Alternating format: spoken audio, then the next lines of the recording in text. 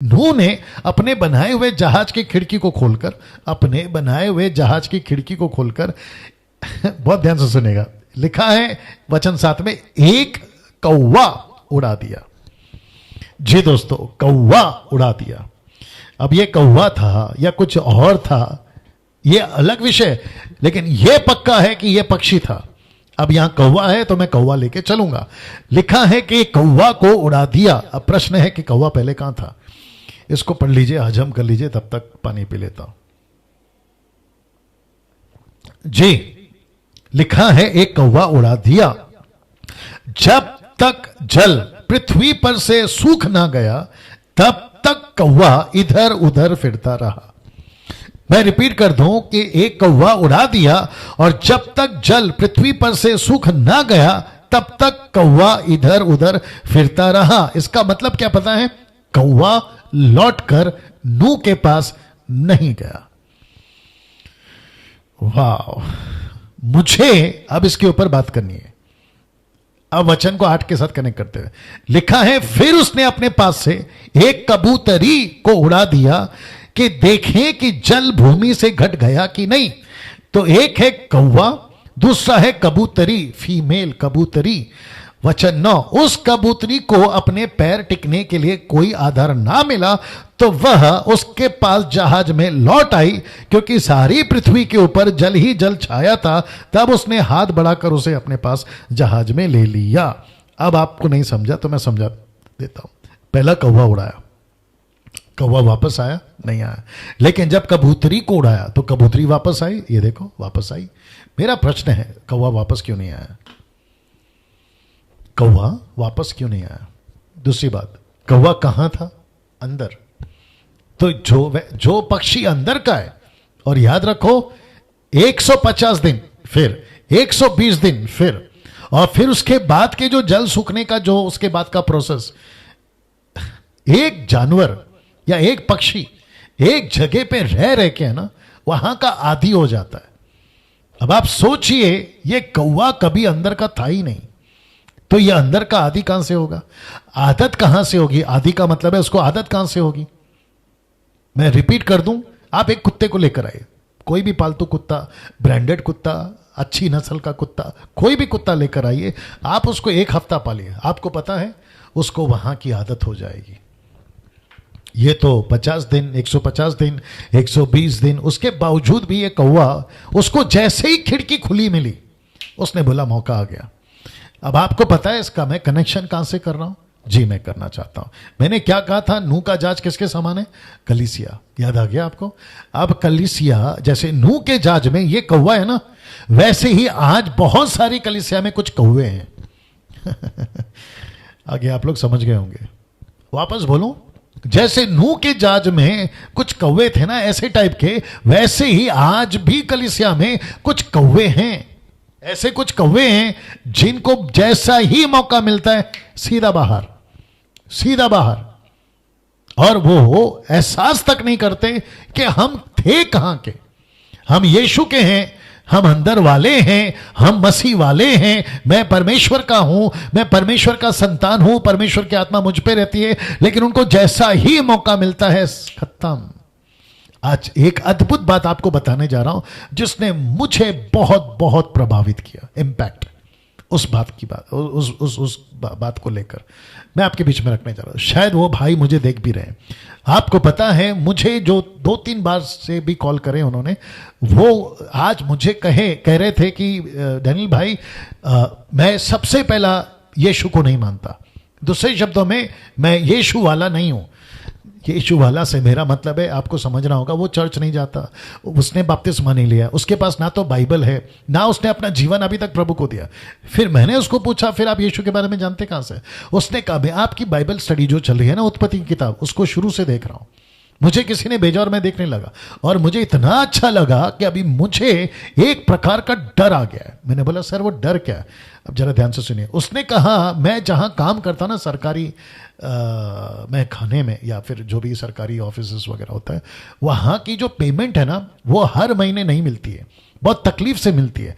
उनको मस्का पॉलिश लगाना पड़ता है, तब जाके हमारी स्लिप बनती है, और तब जाकर हमारे को पैसा मिलता है। याद रखो, पैसा, उसकी खुद का तनख्वाह, उसका खुद का मेहनत का पैसा, तो उसके बीच में उसको काफ़ी तकलीफ होती है, पैसा नहीं होता, राशन नहीं होता। तो उसने कहा कि उसी काम के चलते मैं कुछ लोगों की ऑफिस से मदद करता हूँ, या ऑफिस का कोई बिल पास या जो भी होगा, मैं उतना तो डिटेल में नहीं समझ पाया। वो कह रहे थे कि ऊपर के पैसे आते हैं, ऊपर के पैसे से आप मतलब समझ गए, ऊपर के पैसे आते हैं। तो उसने मुझे पूछा मैं क्या करूं, तब मैंने उसको कहा ये गलत है। ऊपर के पैसे से मतलब पैसा गलत है, चोरी का पैसा है, झूठ का पैसा है, XYZ, ये गलत है। तब उसने कहा मुझे डर है इसलिए मैं पूछ रहा हूं। अब आप सोचिए, ये जो भाई जिसने मुझे कॉल किया, ये कौवा नहीं बन सकता था? बन सकता था। बहुत सारे लोग, मुझे माफ करिएगा आपको सुनना पड़ेगा, बहुत सारे लोग जब बिल बनता है ना 500 रुपए का, तो बिल बनाते हैं 5000 का। इसको बोलते कौवा। कुछ कन्वेंशन की फोटो, किसी और की कन्वेंशन की फोटो, किसी और की मीटिंग की फोटो विदेश में भेजते हैं, कहते हैं कि ये मीटिंग मैंने करी, देखो इतनी पब्लिक आई, देखो इतने सारे लोग आए, अब आप मुझे फंड भेजो। ये लोग होते कौवा। एक संस्था के साथ जुड़े रहते, उस संस्था को भी फोटो भेजते हैं, फिर दूसरे संस्था को भी फोटो भेजते हैं, यहां पे भी रिपोर्ट भेजते हैं, वहां पे भी रिपोर्ट भेजते हैं, और फिर इसको कहते हैं ये देखो कौवा। तो कभी अंदर का, कभी बाहर का, कभी इधर भी उड़ता है तो बाहर भी उड़ता है। आप समझ में आ गया आपको? और ऐसे कौवे अगर नूह के टाइम पे थे तो फिर ऑब्वियस जाहिज है कि कलीसिया में भी ऐसे कौवे होंगे।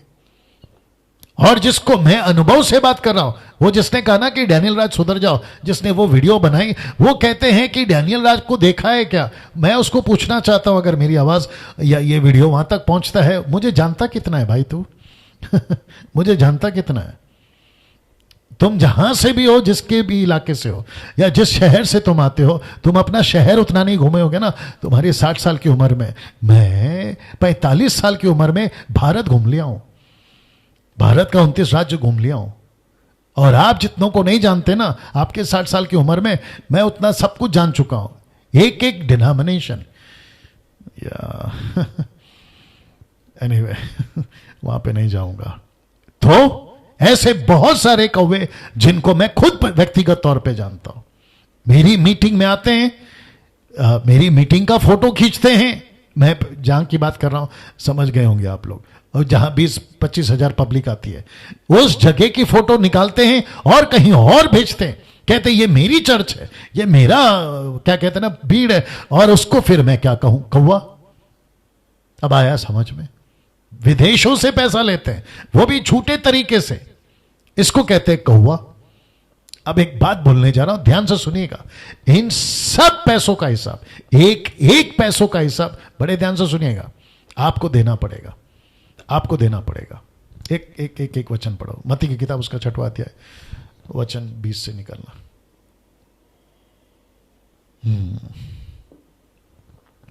जस्ट वेट, आपको पढ़वाते हैं कुछ। मैथ्यू चैप्टर 6 वर्स फ्रॉम 22, दिखा ना जी। आइए आपको बताते हैं क्या लिखा है। नॉट 20, हाँ 20 से पढ़ते हैं। मैथ्यू 6:20 लिखा है जी, लिखा है, परंतु अपने लिए स्वर्ग पर धन इकट्ठा करो, जहां ना कीड़ा ना काई बिगाड़ते हैं, जहां चोर ना सेंध लगाते और ना चुराते हैं, क्योंकि जहां तेरा धन वहां तेरा मन। वचन 24 में निकाल के रखना, जहां तेरा धन वहां तेरा मन। इसका मतलब है अगर आपने पैसे को ईश्वर बना दिया, आपने अगर पैसे के पीछे भागना शुरू किया, तो गई भैंस पानी में। अब लिखा है 24 में, लिखा है कोई मनुष्य 2 स्वामी की सेवा नहीं कर सकता, क्योंकि वह एक से बैर दूसरे से प्रेम रखेगा, या एक से मिला रहेगा दूसरे को तुच्छ जानेगा। तुम परमेश्वर और धन की सेवा नहीं कर सकते। मैं रिपीट कर दूं, तुम परमेश्वर और धन की सेवा नहीं कर सकते। मैं इसके ऊपर थोड़ा और बोलूंगा, क्योंकि मुझे ऐसे कौवे आज भी दिखते हैं चर्च में, मुझे ऐसे कौवे आज भी दिखते हैं। सैटरडे तक ये कौवे बन के घूमते रहते हैं, लेकिन जैसे ही संडे आता है ये खुद को पेश करते हैं कि मैं कबूतरी हूं। या कबूतर हूं। आप नहीं समझे अभी भी। मंडे टू सैटरडे तक ये पूरी दुनिया घूम के आते हैं, कभी बार, कभी डिस्को, कभी क्या कहते हैं थिएटर, कभी सांसारिक चीजें, ये सब करके आते हैं और फिर संडे को ऐसा पेश करते हैं कि देखो मैं कबूतर हूं। इसको क्या कहते हैं मालूम है? बाहर भूत अंदर दूत। मतलब चर्च में दूत बन के आते हैं संडे और पूरा 6 दिन बाहर भूत। अब आप बताइए, तो ऐसे कौवा जो लिखा है जैसी मौका मिला खत्म, बोला बाय बाय। मेरे दिमाग में बहुत कुछ आ रहा है सर, मेरे दिमाग में बहुत कुछ आ रहा है ना? वाह, मैं समझता हूं कि इसका कनेक्शन मैं दे देता हूं आज और आपको अच्छा भी लगेगा। मैं आजकल बाइबल को आपको बीच में पूरी तरह से रख रहा हूं, वो चाहे दानियल की किताब हो, अभी उत्पत्ति की किताब हो, या फिर आपका प्रकाशित वाक्य की किताब हो। इन 7-8 सालों में, खैर मुझे 27 साल हो गए मिनिस्ट्री में, लेकिन इन 7-8 सालों में मैं बहुत बहुत डीप बाइबल के अंदर जा चुका हूं। तो एक ऐसे ही क्या कहते हैं ना सिनारियो या फिर एक छोटा सा पिक्चर आपके बीच में रखना चाहता हूं, और वो पिक्चर ये है कि अभी स्वर्ग में, कहां? स्वर्ग में 2 कैरेक्टर आपस में मिल रहे हैं। ऐसा सोच लो, 2 कैरेक्टर, एक है दानियल, दूसरा है दाऊद, दोनों भी डी से आते हैं। एक है डेविड और दूसरा है डैनियल, दोनों भी डी से आते हैं। ये डबल डी ऊपर मिल गए। तो सबसे पहला स्टोरी किसका है? कॉमन सेंस, डेविड का। फिर आते कौन है? दानियल। तो डेविड ने बोला यार डैनियल आजा बैठ के बात करते हैं, मैं वक्त का ख्याल रखूंगा, तेरे को पता है मैं कौन हूं? तो दानियल ने बोला यस बताइए आप कौन है। बोला तुझे नहीं पता मैं कौन हूं? मैं इज़राइल का राजा था, 40 वर्ष मैंने काम किया, इज़राइल पे राज किया। 30 साल की उम्र में मैंने अपना जीवन प्रभु को समर्पित किया, अलाना फलाना ये वो।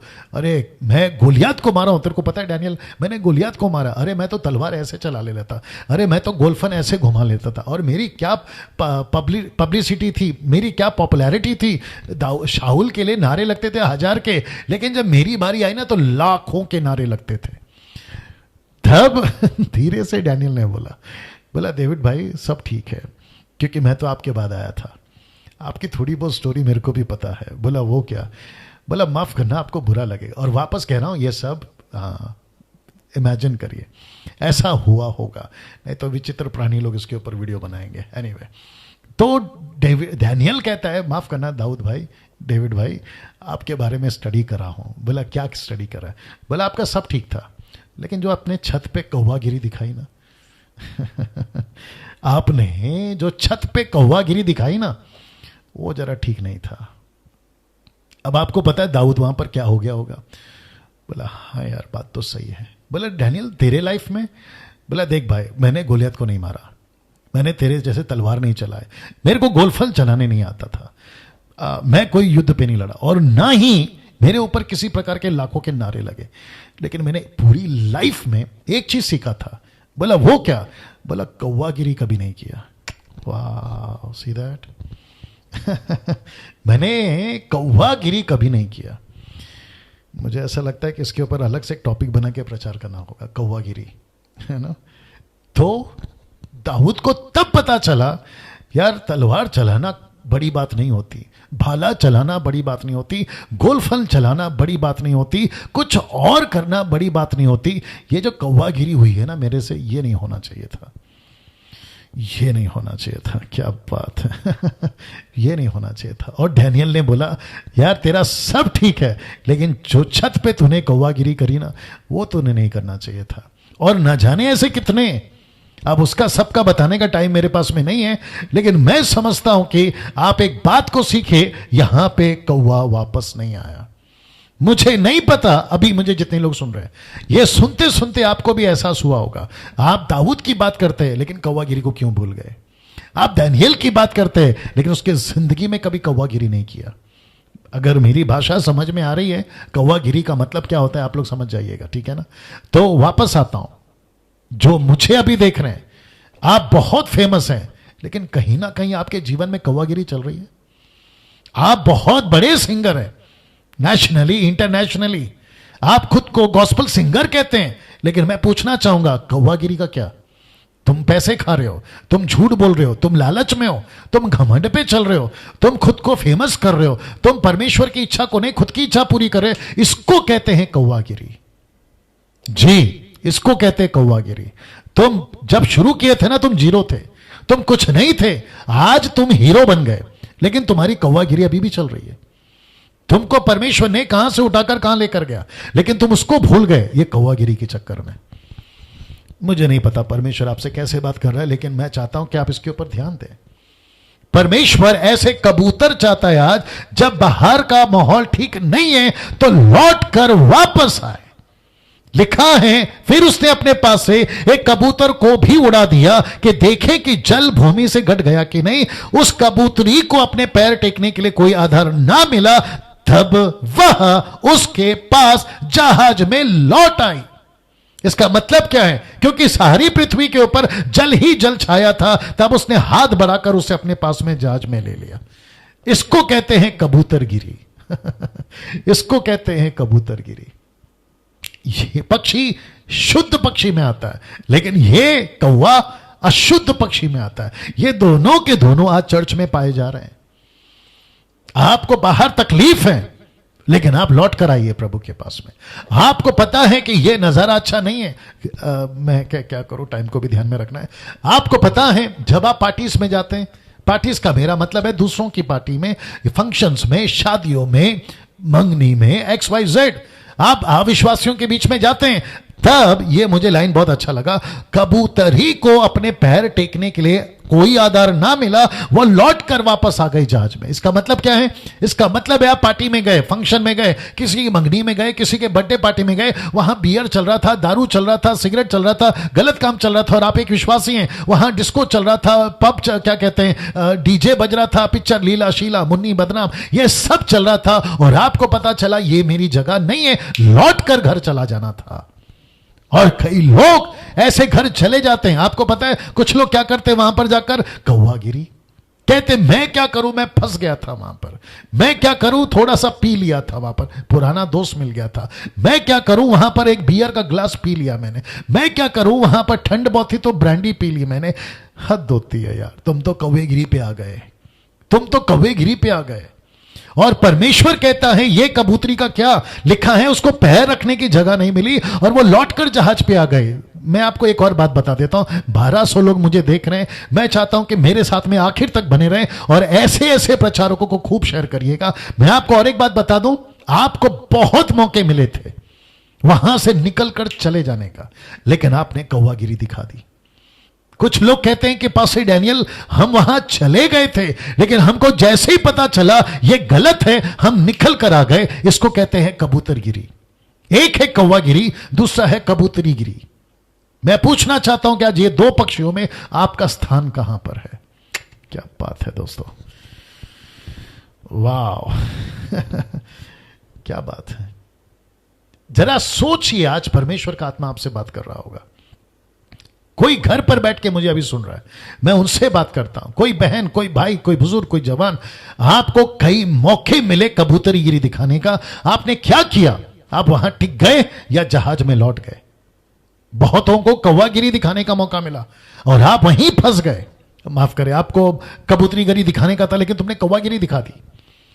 तुम निकल सकते थे लेकिन नहीं निकले, तुम वहां से जा सकते थे लेकिन नहीं जा पाए। आज क्या करूं 9 बज गए। और एक सुनिए, आपको पता है गहेजी, एलीशा का नौकर गहेजी, जिसको मौका था एलीशा का स्थान लेने का, लेकिन पैसे के चक्कर में, पैसे के लालच के चक्कर में, 1 तिमोथी चैप्टर 6 वर्स 6 निकाल के रखना, पैसे के चक्कर में उस व्यक्ति ने एलीशा तक को धोखा दे दिया और बन गया कौवा। एक झटके में कौवा बन गया, एक झटके में। 1 तिमोथी चैप्टर 6 वर्स 6, एक झटके में कौवा बन गया, एक झटके में। इसका मतलब क्या है? इसका मतलब है वो बन सकता था कबूतर, लेकिन बना क्या पता है? कौवा। अब इसको देखिए, पहला तिमोथी, फर्स्ट तिमोथी चैप्टर 6 लिखा है, पर संतोष सहित भक्ति बड़ी कमाई है, क्योंकि ना हम जगत में कुछ लाए हैं और ना कुछ ले जा सकते हैं। यदि हमारे पास खाने पहनने को हो तो उन्हीं पर संतोष करना चाहिए, पर जो धनी होना चाहते हैं वे ऐसी परीक्षा, फंदे और बहुत व्यर्थ हानिकारक लालसाओं में फंसते हैं, जो मनुष्य को बिगाड़ देती है और विनाश के समंदर में डुबा देती है। विनाश के समंदर में डुबा देती है। वो हेरोदे, क्या नाम है उसका, जूडस, यहूदा इस्करियोत, 30 चांदी के लालच में आकर उसने कौवागिरी दिखाई और यीशु को बेच दिया। याकूब का बड़ा भाई जिसका नाम है एसाव, मसूर की दाल के लिए अपने पद को बेच दिया। बाइबल कहती है कि पछताने के बाद भी उसको वो पद नहीं मिला, उसने भी वहां पे कौवागिरी दिखा दी। ऐसे न जाने कहां कहां कौवागिरी दिखा दी। पहली सदी का अननिया सफीरा ने क्या किया, कौवागिरी। अब आप सोच के देखिए, आज भी ऐसे लोग हैं जिनको मौका मिलता है पाप करने का कर बैठते हैं, जिनको पैसा का लालच दिखता है ले बैठते हैं। मैं उन सबको वार्न करना चाहता हूं यीशु के नाम में, सबको वार्न करना चाहता हूं, जितनी जल्दी हो सकता है जहाज में लौट आओ। जितनी जल्दी हो सकता है जहाज में लौट आओ। इसका मतलब है जितनी जल्दी हो सकता है यीशु मसीह में लौट आओ। मैं एक और कनेक्ट करना चाहता हूं, मुझे नहीं पता आज क्या हो रहा है, मैं एक और चीज कनेक्ट करना चाहता हूं। आपने कहा अभी अभी डैनियल भाई, फिर ऐसा हुआ कि 40 दिन के पश्चात नूह अपने बनाए हुए जहाज की खिड़की को खोलकर एक कौवा को उड़ाया। जब तक जल पृथ्वी पर सूख ना गया तब तक कोई कौवा इधर उधर फिरता रहा। मेरा प्रश्न है, जब पानी घट गया ये कौवा कहां बैठा होगा? यह प्रश्न है, ये कहां बैठा होगा? मैं आपको बताता हूं। यह बैठा होगा गंदगी में। इसने क्या खाया होगा? गंदगी। अब आपको समझ में आ रहा है, इसने सिर्फ कौवागिरी नहीं दिखाई। दूसरे शब्दों में, यह लौटकर नहीं आया, यह तो समस्या है, लेकिन साथ ही साथ इसका रहन सहन कहां बन गया? गंदगी। खा क्या रहा है? गंदगी। ऐसे ही कुछ लोग, बाप रे उड़ाओ पुत्र पता है आपको, बस लेते जाओ, परमेश्वर दे रहा है। उड़ाओ पुत्र पता है, प्रोडिगल सन। जब बाप से निकल गया ना, बाप से हट गया ना, ओरिजिनल बाप, तो उसको मिला संसारिक डुप्लीकेट नाश करने वाला बाप। किसी के यहां पे सुअर चराने की नौकरी मिली, और आपको पता है क्या खाने की इच्छा कर रहा था? गंदगी। जो सुअर खाते ना उसको खाने की इच्छा रख रहा था। अब आप देख रहे हैं, जब आप बाप से निकल जाते हो ना, आपका बाप बदल गया, खाना बदल गया। ये मैंने प्रचार किया था बहुत पहले, बीदर कर्नाटक में। आपका बाप बदल गया, खाना बदल गया। आपका बाप अच्छा लाओ, खाना अच्छा आएगा। बाप रे दोस्तों कैसा लग रहा है? अजीजों कैसा लग रहा है? परमेश्वर के लोगों कैसा लग रहा है? प्लीज बताइएगा कमेंट बॉक्स में, या कहां कल भी कॉल कर सकते हैं आप लोग। क्या यहां पे परमेश्वर आज आपसे बात कर रहा है? आपका पैसे के क्षेत्र में क्या रवैया है, व्यवहार है? कौवागिरी। आप चर्च में कैसे हैं? कौवागिरी। आप संसार में कैसे हैं? कौवागिरी। आपके फैमिलीज में कैसे हैं? कौवागिरी। आज परमेश्वर आपसे बात कर रहा है, आगे बढ़ना पड़ेगा।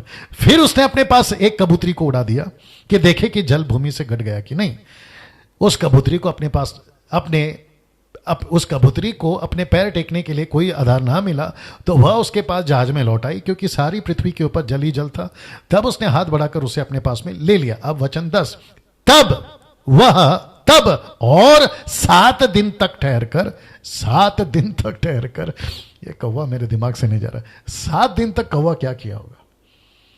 अब आप सोचिए, 7 दिन तक इस कौवे ने क्या किया होगा? एनीवे, लिखा है कि तब और 7 दिन तक ठहरकर उसने उसी कबूतरी को जहाज में से फिर उड़ाया। यह है उसका सेकंड चांस। किसका? कबूतरी का। मजा देखिए, कबूतरी सांझ के समय उसके पास